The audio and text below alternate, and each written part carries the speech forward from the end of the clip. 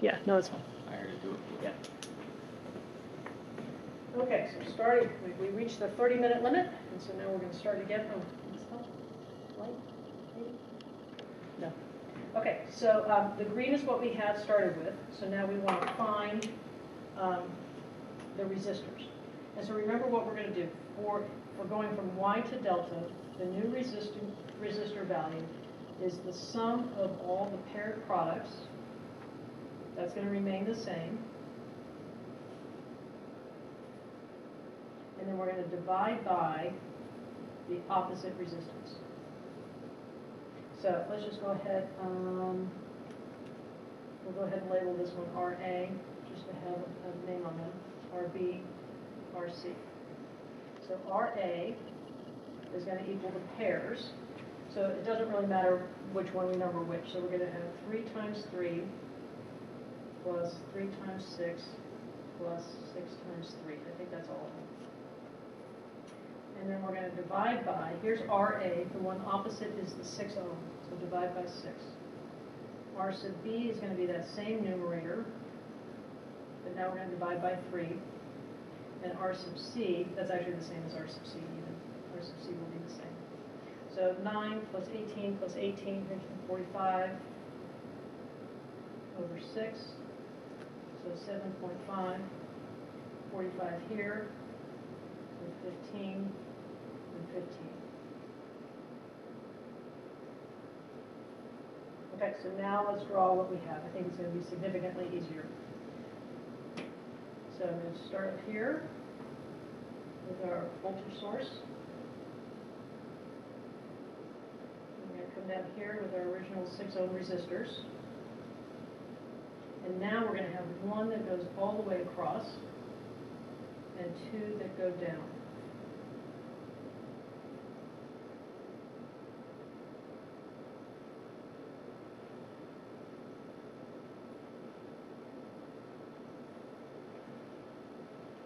So let's see how that helped us. Okay, so now these are in parallel. And these are in parallel. So I think we should go ahead and do those first. And then we're going to see how to handle what's in the middle.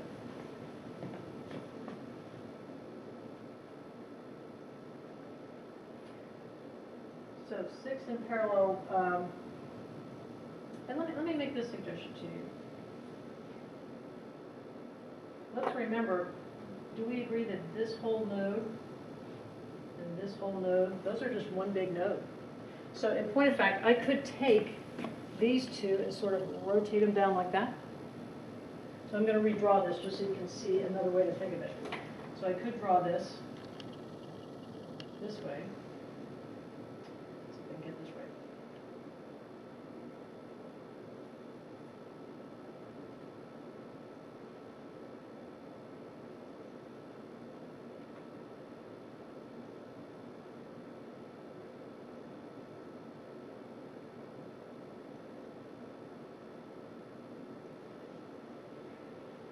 Let's see if that makes sense. So I've taken these, they share this, these in parallel share this one node. So I've rotated them down, they are still connected here, and they're still connected here. So I think that's the same drawing. I guess I could have cleaned it up on this side. Okay, so we have, so the reason I'm thinking about doing this is just to save myself from drawing and writing too many things.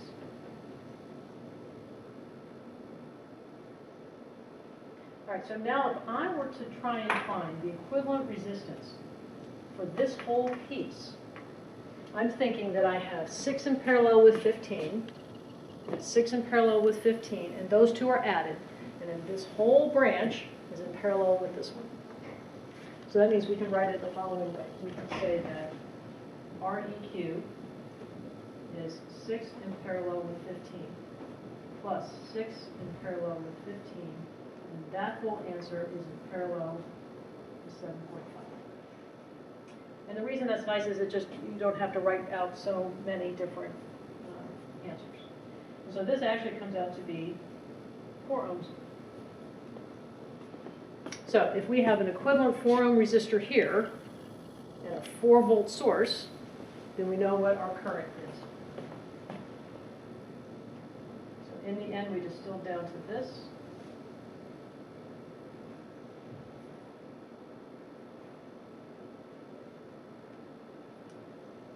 We're trying to find the current so we can find the power. So we know that current is equal to V over R, 1 amp. So power is equal to 4 times 1, 4 watts. And if we want to be careful, we need to call it negative 4 watts, or say that it's 4 watts supply. The word supply it takes care of the negative sign. So we can say it's a supply of 4 watts, or the power is negative 4 watts to keep into account our sign convention. Okay, so looking at this one again,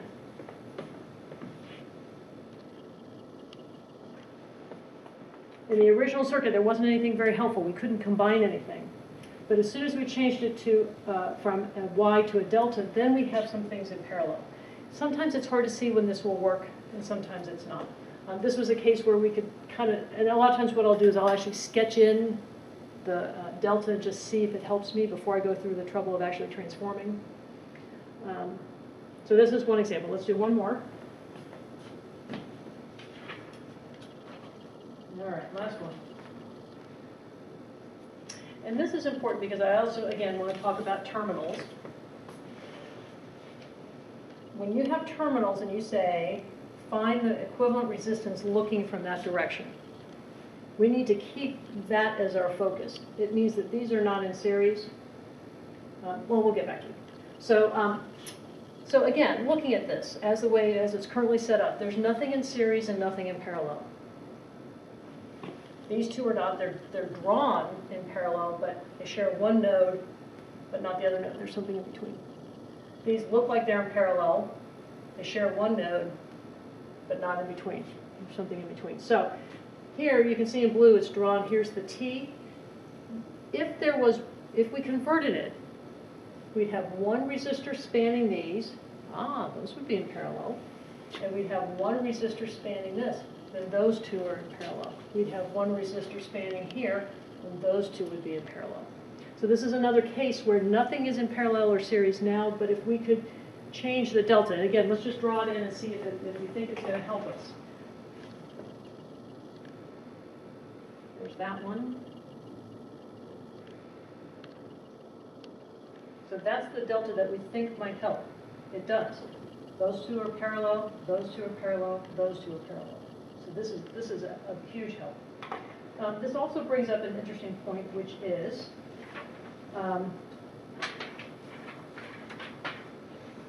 that when the resistors are all the same size, that means in the delta configuration they'll all be the same size as well.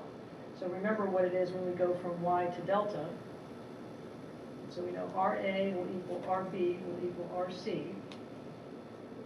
And this is just the sum of the pairs, the product of the pairs, divided by the resistance. So I get 18. And that's in point of fact true. If they're all the same, when you go from the Y configuration or the T configuration to the delta, you just triple the values. So that's something that you can remember or just compute. Okay, so let's go ahead and set this up then. So now we have our original 18 ohm resistor, the 18 ohm resistor from the new delta. The original, tell you what, I'm going to actually write in red the ones that we have changed, just to make that a little more obvious.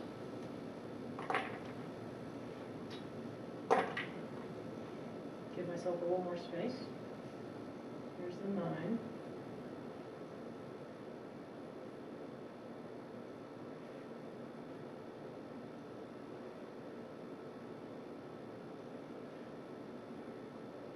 All right, let's draw in where the other ones go then. They're going to go from here to here. If you don't like to draw them diagonally, I don't need to draw it from this corner. I could draw it from here. That's the same place. And I don't need to draw it down to this corner. I could draw it straight. I mean, that's all the same node. So you can just draw it straight across if you prefer. It's the same connection.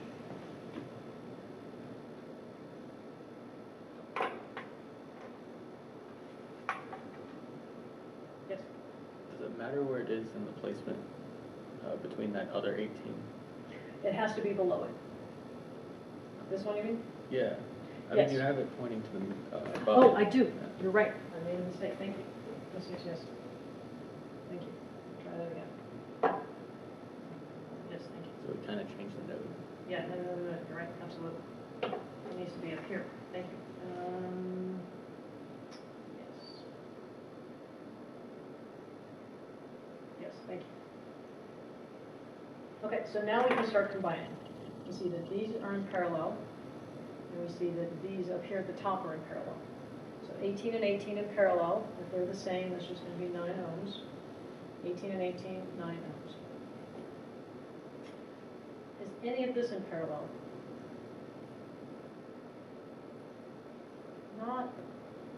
No, not parallel, not series. So I vote for redraw. Sometimes once you've started to do some simplification, redrawing is going to help you, so let's redraw. So we've got 9 ohms here and 9 ohms here. Now let's see how they're connected. I'm going to call this, all of that is one big node. So we don't have to draw it in that configuration. So I'm going to pull these kind of up. I'm going to pinch up. I'm going to kind of collapse all of this up to go straight across here.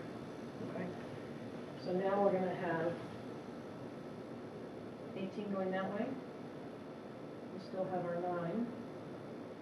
We still have 18 here. And we still have the 1.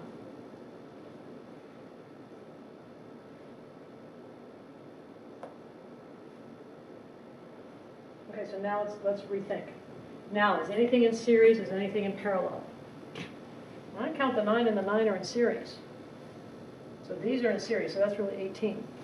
But now this whole branch and this whole branch are also in parallel, because from here through that sum and from here we end up in the same place.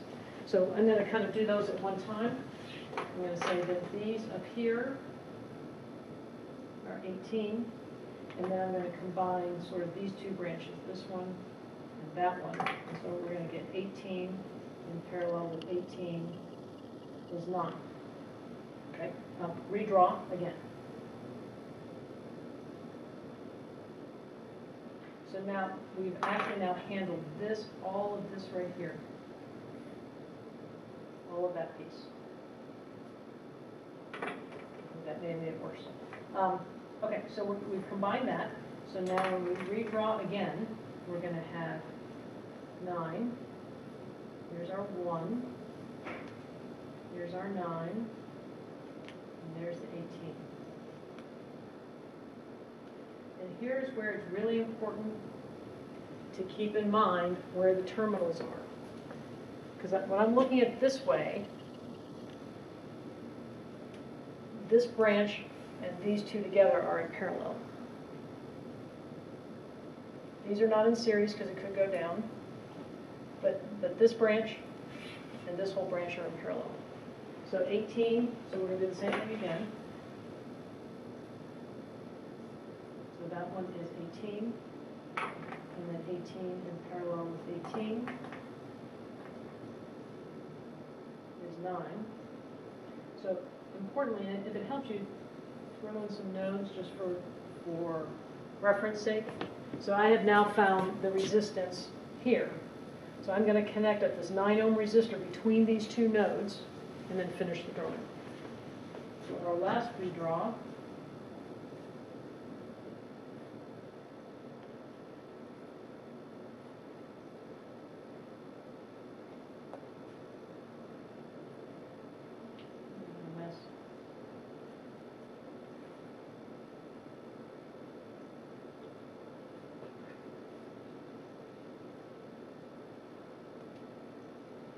so finally we get 10 ohms. Because we've slotted the 9 ohm in here, the rest of this is gone, so 1, 9, 10. So again, this is a case where not everything was in parallel or series. If you see a T-type intersection, you know, a connection of resistors, that's a candidate. And again, what I would do is kind of draw it in first before you get to